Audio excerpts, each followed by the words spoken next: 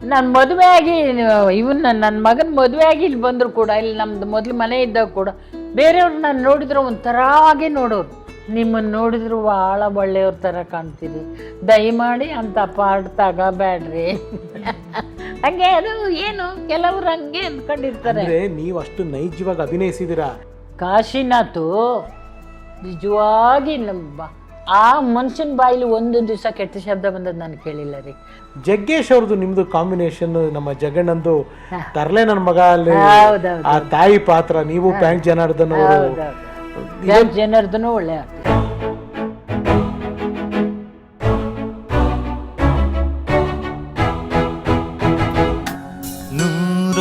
ನೂರೊಂದು ನೆನಪು ಕೆಲಸಗಳಿದ್ದದ್ದು ಅಜಂತ ಕಮೇಶ್ವರ್ ಭದ್ರಕಾಳಿ 22 ಸೀನು. ಹೌದಮ್ಮ. ಅಲ್ಲ ಅಂದ್ರೆ ಒಂದು ಅವಾಗ ನಿಮ್ಮ ಪಾತ್ರಗಳು ಜನಗಳ ಮನಸ್ಸಿಗೆ ಎಷ್ಟು ಪರಿಣಾಮ ಬೀರ್ತಿತ್ತು ಅಂದ್ರೆ, ನಿಜವಾಗ್ಲೂ ಇವ್ರ ಆ ಥರ ಅತ್ತೇನಾ, ನಿಜವಾಗ್ಲೂ ಈ ಥರ ಇವರ, ಇದು ತುಂಬಾ ಪರಿಣಾಮ ಬೀರ್ತಿತ್ತು. ಪಬ್ಲಿಕ್ ಅಲ್ಲಿ ಜನ ಏನನ್ನೋರು ಅವಾಗ ನಿಮ್ಗೆ ನಿಮ್ಮ ಪಾತ್ರಗಳನ್ನ ನೋಡಿ? ಪಬ್ಲಿಕ್ ವಿಷಯ ಬಿಡಿ, ನಾನು ಮದುವೆ ಆಗಿ ಇವನ್ನ ನನ್ನ ಮಗನ ಮದುವೆ ಆಗಿ ಇಲ್ಲಿ ಬಂದರೂ ಕೂಡ ಇಲ್ಲಿ ನಮ್ಮದು ಮೊದಲು ಮನೆ ಇದ್ದಾಗ ಕೂಡ ಬೇರೆಯವ್ರು ನಾನು ನೋಡಿದ್ರೆ ಒಂಥರ ಹಾಗೆ ನೋಡೋರು. ಆ ಕಡೆ ಈಗ ಮೊದಲಿನ ಮನೆ ಹಳೆ ಮನೆ ಇದ್ದಾಗ ಆ ಕಡೆ ಬಾಡಿಗೆ ಕೊಟ್ಟಿದ್ದು ಒಂದು ಹುಡುಗಿ ಬಂದಿತ್ತು ನೋಡೋಕ್ಕೆ, ಮನೆ ತೊಗೊಳಕ್ಕೆ ಅಂತ, ಬಾಡಿಗೆಗೆ ಅಂತ. ಎಲ್ಲ ನೋಡಿಬಿಟ್ಟು ಹೊರಗಡೆ ಬಂದು, ಏನಮ್ಮ ಎಷ್ಟು ಬಾಡಿಗೆ? ನಾನು ಇವ್ರ ಮನೆನಾ? ಬೇಡ ಬೇಡ ಬೇಡ ಮುಗಿಬಿಟ್ಟು ಎಷ್ಟಾಗಿದೆ. ನನ್ನ ಮಗ ಸೊಸೆ ನಾನು ಎಲ್ಲ ಮದುವೆ ಆದ ಹೊಸ್ತರಲ್ಲಿ ಇಲ್ಲಿ ಯಾವುದೋ ಹೋಟ್ಲಿಗೆ ಊಟ ಕೊಡ್ತಿದ್ವಿ. ಒಂದಷ್ಟು ಜನ ಬಂದರು ಹೆಣ್ಮಕ್ಳು. ಮಗಳ ಆಮೇಲೆ ಅಲ್ಲಪ್ಪ ಸೊಸೆನಾ ಅಂತೇಳಿ ಒಂದು ಸಲ ಹಿಂಗೆ ನೋಡಿ ಅಯ್ಯೋ ಪಾಪ ಅಂತವೆ, ಏನೋ ನಾನು ಹಿಡ್ದವಳು ಜಾಸ್ತಿ ನಾನು ಅವ್ರಂಗೆ ಅಂದರೆ ಅವ್ರಿಗೆ ಅಭಿಪ್ರಾಯ ಹಂಗೆ ಆಗುವ.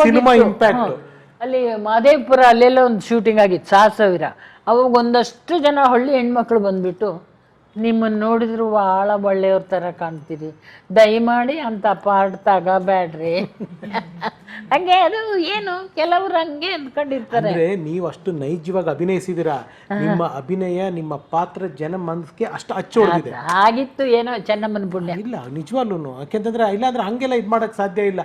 ಯಾಕೆಂದ್ರೆ ನಾನು ಅಮ್ಮನ್ನ ಯಾವಾಗಲೂ ಈ ಶೂಟಿಂಗ್ಗಳಲ್ಲಿ ಅಲ್ಲಿ ಇಲ್ಲಿ ದೂರದಿಂದ ನೋಡಿದ್ದು, ಹತ್ತಿರದಿಂದ ಇವತ್ತೇ ನಾನು ಮೊದಲು ಮಾತಾಡ್ತಾ ಇರೋದು. ಅವರು ನನ್ನ ತಾಯಿ ಥರನೇ ಅನಿಸುತ್ತೆ ಅವ್ರ ಮಾತು, ಅವರು ಎಲ್ಲನೂ. ಅಂದರೆ ಸಿನಿಮಾಲ್ ನೋಡೋದು ಬೇರೆ, ಎದುರುಗಡೆ ಇರೋದು ಬೇರೆ, ಅದೇ ಬೇರೆ ಇದೇ ಬೇರೆ, ಬಣ್ಣನೇ ಬೇರೆ, ಬದುಕೆ ಬೇರೆ. ಹೌದೌದು ಅಮ್ಮ, ನಿಮ್ಮ ಚಿತ್ರಗಳು, ನೀವು ಗರಡಿಗಳು ನೀವು ಕೆಲಸ ಮಾಡಿದ್ದು ಕಾಶಿನಾಥ್ ಅವರ ಗರಡಿ. ಯಾಕೆಂದ್ರೆ ಸುಮಾರು 12-13 ಸಿನಿಮಾ ಮಾಡಿದ್ದೀರ ಕಾಶಿನಾಥ್ ಸರ್ ಜೊತೆಗೆ. ಅದರಲ್ಲಿ ಇವತ್ತಿಗೂ ಇವತ್ತಿನ ಯಂಗ್ಸ್ಟರ್ಸು ಜ್ಞಾಪಕ ಇಟ್ಕೊಂಡಿರೋದು ಅಮ್ಮನ ಸೇಲಾದೆ. ಆಮೇಲೆ ಕಾಶಿನಾಥ್ ಅವ್ರು ಅಂದರೆ ಎಲ್ಲೋ ಒಂದು ಕಡೆ ನೀವು ಸದಾಶಿವ ಬ್ರಹ್ಮ ಅವ್ರ ಬಗ್ಗೆ ಹೇಳ್ತಾ ಇದ್ರಿ, ತುಂಬ ಸೌಮ್ಯ ಸ್ವಭಾವದವರು, ಜಾಸ್ತಿ ಮಾತಾಡ್ತಿರಲಿಲ್ಲ. ಕಾಶಿನಾಥ್ ಸರ್ ಹಂಗೆ ಅಂತ ಕೇಳಿ? ಅಯ್ಯೋ ಅದಕ್ಕಿಂತ ಹೆಚ್ಚು ರೀ. ಕಾಶಿನಾಥ್ ನಿಜವಾಗಿ ಆ ಮನುಷ್ಯನ ಬಾಯಿಲಿ ಒಂದು ದಿವಸ ಕೆಟ್ಟ ಶಬ್ದ ಬಂದದ್ದು ನಾನು ಕೇಳಿಲ್ಲ ರೀ. ಸೆಟ್ನಲ್ಲಿ ಕೂತ್ಕೊಂಡ್ರೆ ಇದು ಹಿಡ್ಕೊಂಡು ಅವರಾಯಿತು ಅದಾಯಿತು, ಅಲ್ದಿದ್ದು ಒಂದು ವಿಷಯ ಮಾತಾಡೋಕೆ ಹೋಗಲ್ಲ. ಯಾರಾದರೂ ಏನಾರು ತಪ್ಪು ಮಾಡಿದರೆ, ಲೈಟ್ ಬೈಯೋದು ಏನಾರು ತಪ್ಪು ಮಾಡಿದರೆ, ಈ ನಮ್ಮ ಸಿದ್ಧಲಿಂಗಣ್ಣವ್ರು ಮೊದಲು ಮಾತಾಡ್ತಿರಲಿಲ್ಲ, ಕೊನೆ ಕೆಟ್ಟ ಮಾತಾಡೋ ಶುರು ಮಾಡಿದ್ರಂತೆ. ನಾವು ಹೇಮಾವತಿ ಟೈಮ್ಲಿ ಇರಲಿಲ್ಲ, ನಾವು ನೋಡಲಿಲ್ಲ. ಇದು ಇವರು ಲೈಟ್ ಬೈ ಹಂಗೆ ಮಾಡಿದ್ರು. ಹೌದಾ, ಅದು ಯಾಕೆ ಹಂಗೆ ಮಾಡಿದೆ, ನೀನು ಮಾಡಬಾರ್ದಾಗಿತ್ತು. ಇಷ್ಟೇ ಬೈಗಳು ಅವ್ರದ್ದು. ಕಟ್ಟೆ ಮತ್ತೆ ಅದೆಲ್ಲ ಎಂಥದೂ ಮಾತಾಡೋಲ್ಲ, ಒಂದು ಶಬ್ದ ಮಾತಾಡಲ್ಲ ರೀ. ಮತ್ತು ಭಾಳ ಸಾಧು ಮನುಷ್ಯ. 2 ಡೈಲಾಗಿನ ಒಬ್ಬ ಆರ್ಟಿಸ್ಟ್ ಬಂದರೂ ಕೂಡ ಅವನಿಗೆ ಸ್ವತಃ ನಿಂತು ಆ್ಯಕ್ಟಿಂಗ್ ಮಾಡಿ ತೋರಿಸೋರು. ಇನ್ನೊಂದು ನಿಮ್ಗೆ ಹೇಳ್ತೀನಿ, ನಿಮ್ಮ ಜೊತೆಗೆ ಪಾತ್ರ ಮಾಡಿದ ಸುಧೀಂದ್ರ ಅವರು, ಅವ್ರ ಕುಟುಂಬನೂ ಹುಡುಕ್ದೆ, ಅವ್ರದ್ದು ಸಂದರ್ಶನ ಇನ್ನೇನು ನಿಮ್ದಾದ್ಮೇಲೆ ಅವ್ರಿಗೆ ಪ್ರಸಾರ ಮಾಡ್ತೀನಿ ನಾನು. ಅವ್ರಿಗೂ ಹೆಣ್ಮಕ್ಳು ತುಂಬಾ ಕಷ್ಟಪಟ್ಟಿದ್ದಾರೆ. ಅಜಗಜಾಂಚರದ ನಿಮ್ಮ ಕಡೆ, ಯಾಕೆಂದ್ರೆ ಒಂದು ಪಚಾರಿ ತಾಯಿ ನೀವು, ಅದ್ರಲ್ಲಿ ಮಗಳಿಗೆ ಹಂಗಿರ್ಬೇಕು. ಅಂಜನಾ ಅವರು ಆ ದಿಸ್ಗಳು ಆ ಇದನ್ನಾರು ಹೇಳೋದಿದ್ರೆ ಅಂದ್ರೆ ಕಾಶಿನಾಥ್, ಅವಾಗ ನೀವು ನೋಡಿದ ಉಪೇಂದ್ರ ಅವರ ಸಿನಿಮಾಗೆ ಸಹ ನಿರ್ದೇಶಕರು. ಹೌದು ಅದಕ್ಕೆ ಸಹ ನಿರ್ದೇಶಕ. ಹೇಗಿದ್ರು ಉಪೇಂದ್ರ ಅವರ ಆ ಟೈಮ್ನಲ್ಲಿ ನೀವು ನೋಡಿದ? ಮಾಮೂಲೆ ಏನು ಇದು ಮಾಮೂಲೆ. ಕಾಶಿನಾಥ್ ಅವರಲ್ಲಿ ಎಲ್ಲ ಹೊಂದಿದ್ದಾರೆ. ಈ ಉಪೇಂದ್ರ ಅನ್ನ ಸಾರು ಎಲ್ಲ ಒಟ್ಟು ಕಲ್ಸ್ಕೊಂಡು ತಿಂತ ಕೂತ್ಕೊಂತಿದ್ರು. ಅದೆಲ್ಲ ಏನೂ ಇಲ್ಲ. ಆಮೇಲೆ ಆ ಮಟ್ಟಿಗೆ ಕಾಶಿನಾಥ್ ದಿ ಗ್ರೇಟ್ ಧರ್ಮರಾಯನೇ. ಬರ್ತಿದ್ರು. ಸೂಪರ್ ಸೂಪರ್ ಮಾ. ಸೊ ಹೀಗೆ ಜೀವನ ನಡೀತಾ ಇರತ್ತೆ. ಚಿತ್ರಗಳು ಒಂದು 200ಕ್ಕೂ ಹೆಚ್ಚು ಚಿತ್ರಗಳು ಮಾಡಿದ್ರಲ್ಲ? ಆಯ್ತು, 200 ಮೇಲೆ ಆಯ್ತು. 200 ಚಿತ್ರಗಳಾಗಿದ್ರೆ. ಆಮೇಲೆ ನಿಮ್ಮ ಜಗ್ಗೇಶ್ ಅವ್ರದ್ದು ನಿಮ್ದು ಕಾಂಬಿನೇಷನ್, ನಮ್ಮ ಜಗಣ್ಣಂದು ತರ್ಲೆ ನನ್ನ ಮಗ ಅಲ್ಲಿ ಆ ತಾಯಿ ಪಾತ್ರ, ನೀವು ಬ್ಯಾಂಕ್ ಜನಾರ್ದನ್ ಅವರು. ಜನಾರ್ದನು ಒಳ್ಳೆ ಆರ್ಟಿಸ್ಟ್ ಪಾಪ ನಾವು ಕಳ್ಕೊಂಬಿಟ್ವಿ, ಅವ್ರನ್ನು ಕಳ್ಕೊಂಬಿಟ್ವಿ. ಇಲ್ಲ ರೀ, ಒಂದು ಮಾತು, ತುಂಬ ಒಳ್ಳೆಯವರು ಭಾಳ ದಿವಸ ಇರಲ್ಲ. ಅಲ್ಲ, ಅವರು ಪಾಪ ಅಯ್ಯಪ್ಪ ಬ್ಯಾಂಕಲ್ಲಿ ಕೆಲಸದಲ್ಲಿ ಇದ್ದು ಇದನ್ನೇ ಜೀವನ ಅಂತ ಮಾಡ್ಕೊಂಡಿರಲಿಲ್ಲ. ಆದರೂ ಅವರುಗಳಿಗೆ ಸರಿಯಾದ ಸಂಭಾವನೆ ಸಿಗ್ತಿರ್ಲಿಲ್ಲ, ಕಷ್ಟ. ಅಲ್ಲ, ಅದು ಒದ್ದಾಟ ಇದ್ದೇ ಇತ್ತು. ಅಣ್ಣವರು ಜೀವನ ಚೈತ್ರ, ಅವರ ಒಂದು ನಿಮ್ಮ ನಟನೆಯ ಅಣ್ಣವರ ಚಿತ್ರದಲ್ಲಿ ನೀವು ನಟಿಸಿದ್ರ. ನಿಮ್ಮ ಮಗ ಅವ್ರನ್ನ ಪರಿಚಯ ಮಾಡಿಕೊಟ್ಟಿದ್ಗಳಿಗೆ ಅವಾಗ ಹೇಳಿದ್ರಿ, ಆ ಮೆಮೊರಿ ಹೇಳೋದಾದ್ರೆ? ಅಣ್ಣ ಅವ್ರದ್ದು ಏನಂದ್ರೆ ಗೊತ್ತಾ, ಅವರಿಗೆ ನನ್ನ ಮೇಲೆ ಒಂದು ಅಭಿಮಾನ ಇತ್ತು. ಏನು, ಕಾಳಿಂಗರಾಯರ ಅಷ್ಟೇ. ಅವ್ರು ಎದುರು ಸಿಕ್ಕಾಗ ನಮಸ್ಕಾರ ಮಾಡಿ, ಕಾಲಿಗೆ ನಮಸ್ಕಾರ ಮಾಡಿ ಎಷ್ಟು ಮಾಡ್ತೀವೋ ಅಷ್ಟೇ. ವಿನಾ ನಾವು ಅವ್ರನ್ನೇನು ತೊಂದರೆ ಕೊಡ್ತಾ ಇರಲಿಲ್ಲ. ಅಲ್ಲಿ ಅನಗತ್ಯ ಮಾತಾಡೋಕ್ಕೆ ಹೋಗ್ತಿಲ್ಲ. ಅವ್ರ ಪಾಡಿಗೆ ಅವರು ನಮ್ಮ ಪಾಡಿ, ಅಂದ್ರೆ ನಮ್ಮ ಆ್ಯಕ್ಟಿಂಗ್ ಮಾತ್ರ ಎಲ್ಲ ನೋಡಿ ಖುಷಿ ಪಡೋರು. ಸರಿ ಮೈ, ಹೀಗೆ ಲೈಫು ಮುಂದುವರ್ಕೊಂಡು ಹೋಗ್ತಾ ಇರುತ್ತೆ. ಇಂದುಶೇಖರ್ ಸರ್ ದೈಹಿಕವಾಗಿ ತಮ್ಮಿಂದ, ತಮ್ಮ ಕುಟುಂಬದಿಂದ ದೂರವಾಗಿದ್ದಾರೆ. ಅವ್ರು ಯಾವಾಗಮ್ಮ ಕಾಲವಾಗಿದ್ದು? ಯಾವಾಗ? ಎಷ್ಟೋ ವರ್ಷ ಆಯ್ತೇನಪ್ಪ, ತುಂಬ ವರ್ಷ ಆಯಿತು ಅಲ್ವಾ, 85. 1980. ಅವಾಗ ಇನ್ನೂ ಮಕ್ಕಳು ಚಿಕ್ಕವರು. ಅಂದರೆ ಇಂದುಶೇಖರ್ ಸರ್ ದೈಹಿಕವಾಗಿ ದೂರವಾದ ಆ ಮಕ್ಕಳಿಗೆ ನೀವೇ ತಂದೆ, ನೀವೇ ತಾಯಿ. ಹೌದು. ಸೊ 2 ಮಕ್ಕಳನ್ನ ಭವಿಷ್ಯ ಕಟ್ಕೊಡೋದು ನಿಮಗೆ ಒಂದು ಹೆಣ್ಣು ಮಗಳಾಗಿ ಎಷ್ಟು ಚಾಲೆಂಜ್, ಎಷ್ಟು ಸವಾಲುಗಳನ್ನ ಎದುರಿಸಿದ್ರಿ ನೀವು? ಅಲ್ಲ, ಸವಾಲು ಅದೇ ಒಂದು ಛಲದಿಂದ ಬಂದೆ ನಾನು. ಆ ಛಲಕ್ಕೆ ಸರಿಯಾಗಿ ದೇವ್ರ ನನ್ನ ಬಲ ಕೊಟ್ಟ. ನಿಮ್ಮ ಛಲಕ್ಕೆ ಭಗವಂತನ ಬಲ ಸಿಕ್ಕ. ಹೌದು. ನಾನು ಸಿನಿಮಾ ಆರ್ಟಿಸ್ಟ್ ಆಗಬೇಕು ಅಂತ ಬಂದವಳಲ್ಲ, ಡ್ರಾಮಾದಲ್ಲೇ ಪಾರ್ಟ್ ಮಾಡ್ಕೊಂಡು ನನ್ನ ಮಕ್ಕಳನ್ನ ಓದಿಸ್ಬೇಕು ಅಂತ ಬಂದವಳು.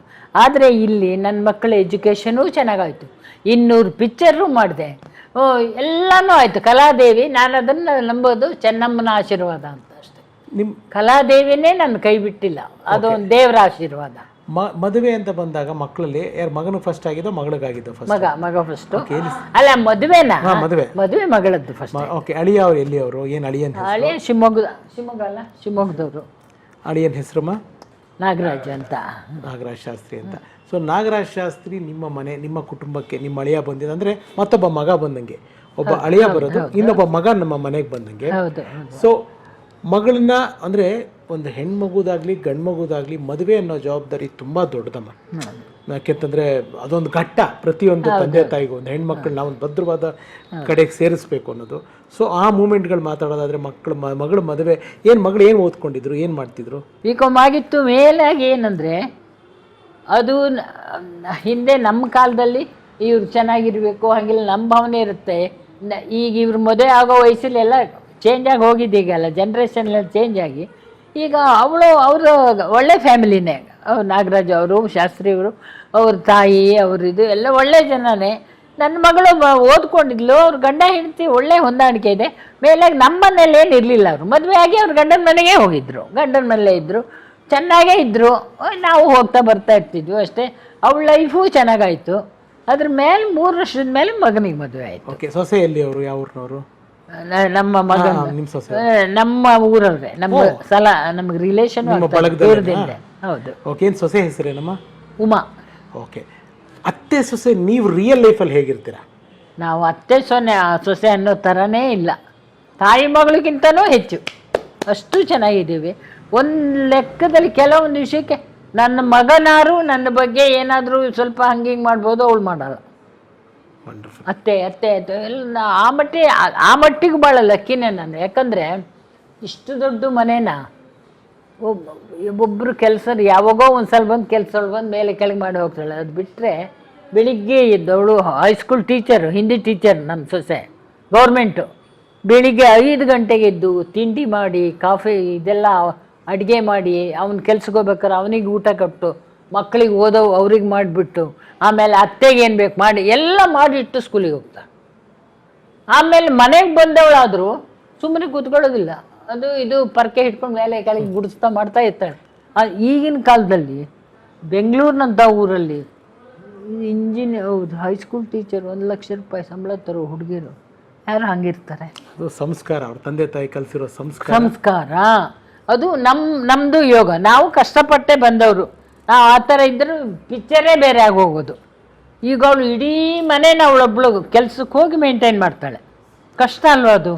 ಸುಮ್ಮನೆ ಆಗುತ್ತೇನ್ರಿ? ವಯಸ್ಸು ಬಂದು ಈಗ ಇವತ್ತಿದ್ದ ವಯಸ್ಸು ಇನ್ನು ಹೋದ್ಮೇಲೆ ಇರಲ್ಲ. ಮಳೆ ಮೂಲೆ ಗುಡಿಸಿ ಒರೆಸಿ ಮಾಡೋದೊಂದು ಸುಮ್ಮನೆ ಆಗುತ್ತಾ? ಅವಳಿಗೆ ಕೆಲಸ ಮಾಡಿದ ಸಮಾಧಾನ ಆಗಲ್ಲ, ತಾನೇ ಮಾಡ್ತಾ ಕೂತ್ಕೊಂತಾಳೆ. ಅದೊಂದು ಪುಣ್ಯ. ನಮ್ಮ ಏರಿಯಾದವರೇ ಹೇಳ್ತಾರೆ ಇಂಥ ಸೊಸೆ ಸಿಕ್ಕಿದ್ದು ಪುಣ್ಯ ರೀ ನಿಮಗೆ ಅಂತ. ಈಗ ನಿಮ್ಮ ದಿನಚರಿ ಹೇಗಿರುತ್ತಮ್ಮ? ದಿನಚರಿ ಅಷ್ಟೇ, ಮೇಲ್ಗಡೆ ಟಿವಿನೂ ನೋಡಲ್ಲ. ನನಗೆ ಇಷ್ಟವಾದ ಯಾವ್ದಾರ ರಾಘವೇಂದ್ರ ವೈಭವ ಇಷ್ಟವಾದ ನೋಡ್ತೀನಿ. ಯಾವ್ದಾರು ಒಂದು ಸೀರಿಯಲ್ ಇತ್ತು ಅದು ನೋಡ್ತೀನಿ. ಈಗ ಅದು ನೋಡ್ತಾ ಇಲ್ಲ, ಅದೊಂದು ನೋಡ್ತೀನಿ. ಸಂಗೀತ ಭಾಳ ಇಷ್ಟ. ಹೀಗೆ ಹಾಡುಗಳು ಕೇಳ್ತಾ ಇರ್ತೀನಿ. ಅದು ನನ್ನ ಮಗನಿಗೂ ಭಾಳ ಇಷ್ಟ. ನಮ್ಮಿಬ್ಬರಿಗೂ ಮ್ಯೂಸಿಕ್ ಅಂದ್ಬಿಟ್ರೆ ಪ್ರಾಣ. ಭಾಳ ಇಷ್ಟ. ಸಂಗೀತ ಇದ್ದು ಬಿಟ್ಟರೆ ನಾವು ಇಲ್ಲಿ ಇದು ಸರಿಗಮ ಬರುತ್ತಲ್ಲ ಅದು ನೋಡ್ತೀವಿ. ಇಂಡಿಯನ್ ಐಡಿಯಲ್ಲು ಸಂಗೀತ ಅಂದ್ಬಿಟ್ರೆ ಅವ್ನು ಭಾಳ ಚೆನ್ನಾಗಿ ಹಾಡ್ತಾ ಇದ್ದ ಮೊದಲು. ಅವ್ರನ್ನ ಮಾತಾಡಿಸ್ತೀನಿ ಇವಾಗ. ನೆಕ್ಸ್ಟ್ ಅವ್ರನ್ನ ಕರೆಸ್ತೀನಿ, ಮಗಳನ್ನ ಕರೆಸ್ಬಿಟ್ಟು ನಾನು ಮಾತಾಡ್ಬಿಟ್ಟು ನಂತರ ನಿಮ್ಮ ಮಗಳು, ನಿಮ್ಮ ಸೊಸೆ, ನಿಮ್ಮ ಅಳಿಯನ್ನು ಕೂಡ ಕಳಿಸ್ತೀನಿ. ಚಿತ್ರರಂಗದಿಂದ ಇತ್ತೀಚೆಗೆ ನೀವು ಅಂದರೆ ಕೆಲವು ದಿವಸಗಳಾಯಿತು ನಿಮ್ಮನ್ನು ನಾವು ತೆರೆ ಮೇಲೆ ನೋಡಿ, ಯಾಕೆ ದೂರ ಉಳ್ಕೊಂಡಿದ್ದೀರಾ? ದೂರ ಉಳ್ಕೊಂಡಂದರೆ ಮೊದಲನೇದಾಗಿ ನಾನು 200 ಚಿತ್ರ ಮಾಡಿದ್ರು ಕೂಡ ಒಬ್ಬ ಪ್ರೊಡ್ಯೂಸರಿಗೆ ಇವರಿಗೆ ನಂಗೆ ಅವಕಾಶ ಕೊಡಿ ಅಂತ ನಾನು ಕೇಳಿದವಳು ಅಲ್ಲ. ಅದೇನಾಯಿತು ಎಲ್ಲ ಅದಾಗಿ ಅದು ನಾನಿದ್ದ ಹಿಂದಿ ಆರ್ಟಿಸ್ಟ್ ಮೆಹಮೂದು ಬಂದಿದ್ದಾನೆ ನಮ್ಮದೇ ಜಾಗ ಮನೆಗೆ. ಅನುಭವ ಫಸ್ಟ್ ಪಿಕ್ಚರ್ ಮಾಡಿ ನಮ್ಮ ಮನೆ ಬಂದಿದ್ದಾಳೆ. ಎಲ್ಲರೂ ಬಂದಿದ್ದಾರೆ, ನಾನಾಗಿ ಒಬ್ರನ್ನೂ ಕೇಳಿದವಳಲ್ಲ. ಹಾಗೆ 200 ಪಿಕ್ಚರು ಮಾಡಿದ್ದೀನಿ.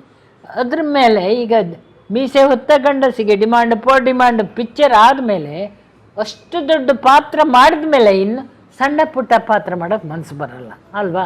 ಮೊದಲೇ ನಾನಾಗಿ ಯಾರಿಗೂ ಫೋನ್ ಮಾಡಲ್ಲ. ಅವರಾಗಿ ನಂದು ಒಳ್ಳೆ ಅಯ್ಯೋ ಇಷ್ಟು ಮಾಡಿ ಸತ್ತು ಬರ್ತಾರೋ ಅನುಮಾನ ನನಗೂ. ಅದ್ರ ಮೇಲೆ ನನಗೊಂದು 5-6 ಪಿಕ್ಚರ್ ಫೋನ್ ಮಾಡಿದ್ರು. ಅಮ್ಮ ಒಂದು ಕ್ಯಾರೆಕ್ಟರ್ ಇದೆ, ಒಂದು 2 ದಿವಸ ಇದೆ, ಬರ್ತೀರಾ? ಇಲ್ಲ ಬರೋಲ್ಲ. ನಾನೇ ರಿಫ್ಯೂಸ್ ಮಾಡಿದೆ. ಈಗ ವೃತ್ತಿ ಧರ್ಮ ಅಂತ ಸರಿ, ನಮಗೇನು ಗತಿ ಇಲ್ದಿದ್ರೆ ಹೋಗೋಣ, ಸಣ್ಣದೋ ದೊಡ್ಡದೋ ಏನೋ ಬಂದಷ್ಟು ಬರಲಿ ಅಂತ. ಈಗ ನೆಮ್ಮದಿಲಿ ಮನೆಯಲ್ಲಿ ಇದಾಗಿ ಮಕ್ಕಳು ಮೊಮ್ಮಕ್ಕಳು ಚೆನ್ನಾಗಿದ್ದೀನಿ, ವಯಸ್ಸಿಗೆ ಸರಿಯಾಗಿ ನಮಗೂ ಅದು ಇದು ಏನೋ ಬಂದಿರುತ್ತೆ, ಶುಗರು BP, ಅಲ್ಲೆಲ್ಲ ಹೋಗಿ ಮಾಡಿಕೊಂಡು ಯಾಕೆ ಆರೋಗ್ಯ ಕೆಡಿಸ್ಕೋಬೇಕು? ನಾನಾಗಿ ರಿಟೈರ್ಮೆಂಟ್ ತಗೊಂಡದ್ದಲ್ಲ, ಸರಿಯಾದ ಪಾತ್ರ ಯಾವುದು ಬಂದಿಲ್ಲ. ಈಗ ಒಂದು ಹೊಸ ಬಂದಿದೆ ಸೀರಿಯಲ್, ಈಗ 2 ದಿವಸ ಮಾಡಿ ಬಂದಿದ್ದೀನಿ ಕೇಳಿ. ಯಾವ ಸೀರಿಯಲ್ ಅಮ್ಮ? ಅದು ಇನ್ನು ಕಲರ್ಸ್ ಕನ್ನಡದವರು. ಓಕೆ, ಖುಷಿ ಆಯ್ತು ನಮಗೆ ನೀವು ಮತ್ತೆ ಬರ್ತಾ ಇರೋದು, ತುಂಬಾ ಖುಷಿ ಆಯ್ತು. ತುಳು ಪಿಕ್ಚರ್ ಕನ್ನಡ ಬಿಟ್ಟು ಬೇರೆ ಯಾವ ಭಾಷೆಗಳಲ್ಲಿ? ಅದೇ ಕರೇಣಿ ಕಟ್ಟಂದಿ ಕಂಡನಿ ಅಂತ ಆರೂರು ಪಟ್ಟಾಭಿ ಅಂತಿದ್ರು, ಅವ್ರದ್ದು ಡೈರೆಕ್ಷನ್ ಒಂದು ತುಳು ಪಿಕ್ಚರ್ ಮಾಡಿದ್ದೀನಿ.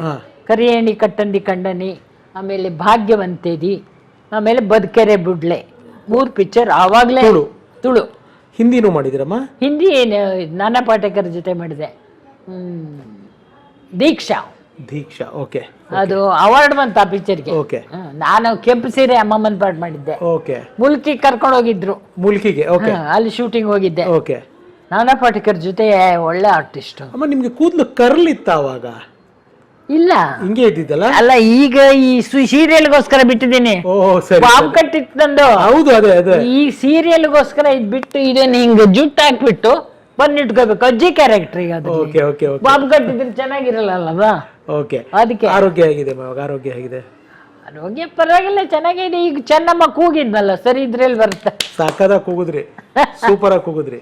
ಇನ್ನೂ ವಾಯ್ಸ್ ಹೋಗುತ್ತೆ, ಇಲ್ಲಿ ಬೇಡ ಅಂತ ಮಾಡ್ಲಿಲ್ಲ.